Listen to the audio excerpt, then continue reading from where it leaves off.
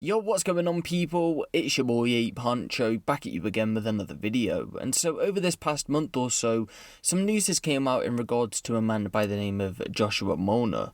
Now, some of you might be aware of who he is, but others won't be. For anyone who isn't familiar with the name, in a nutshell, back in March of 2019, he would go on to stab a fellow classmate of his to death by the name of Yousef Makki during an argument over a botched attempt to rob a drug dealer. Yousef had attended Manchester Grammar School, which is within the top 30 private schools in the UK. Joshua was extremely well off, with his parents paying for terms, whilst Yousef came from a low-income working-class area of Manchester and had secured himself a scholarship wanting to go on to be a heart surgeon. So when Joshua was cleared of the murder and the lesser charge of manslaughter on the grounds of self-defense, people argued that due to him being well off and white, this helped him beat the case. If we look at the evidence in the case, it is hard to see how the jury didn't find him guilty on at least one of the charges, in my own personal opinion. Arguments had been made in court that Yousef had pulled a knife out on Joshua, even though the prosecution said there was no evidence to suggest that he was even armed with a knife. In court, it was also heard that Joshua had a privileged lifestyle,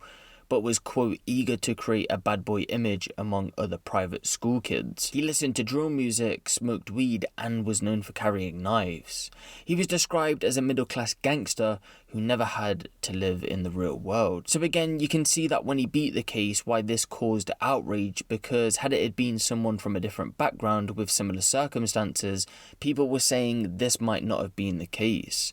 If you do want more details surrounding this story though, there has been a few videos made about it on YouTube. Just have a little type in the search bar and you'll get the results for it. Even though he beat the murder and manslaughter charges, he was sentenced to a 16-month detention training order, 12 months for perverting the course of justice, and 4 months for possession of the knife. I guess you could say he went on to beat this case as well, because after being charged with carrying a knife in a public place, he would go on to have the charges dropped. At Chester Crown Court back in March of this year, Simon Mills prosecuting said, following a review, it has been decided that the evidence was, quote, insufficient as it stands to provide a realistic prospect of conviction, continuing the decision is agreed by all those involved in prosecuting the case. In a separate incident, he was charged with handling stolen goods, to which he pled not guilty to. A trial was supposed to go ahead, which would have been underway right now, but in early July he changed his plea to guilty. In court, it was heard that when police were investigating Yousef's death,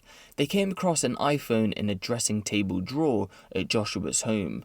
Officers were able to access the phone and became aware that it belonged to a young man who had been subject to a violent mugging near Wilmslow Leisure Centre on the 17th of February 2019, so again only a few weeks leading up to Yousef's death. The victim in that situation was surrounded, threatened, punched repeatedly, and then had his iPhone and £30 stolen. But prosecutors wanted to make it clear that there was no evidence to suggest that Joshua had been involved in that offence. It was then the judge handed him a 12-month conditional discharge, which means he'll just have to stay out of trouble for 12 months. But again, a lot of you will be thinking to yourselves, how does Joshua keep getting a slap on the wrist? I know in this most recent one, the judge went on to say that the previous cases were irrelevant to his decision, and his defence also said that since his release, he's closely being monitored and has been making strides to do better. I know a lot of you will disagree with the decisions that have been made, but the court feels like this is the right punishment to fit the crimes. But drop a like on the video for more crime related content like this, and make sure you hit the subscribe button if you haven't.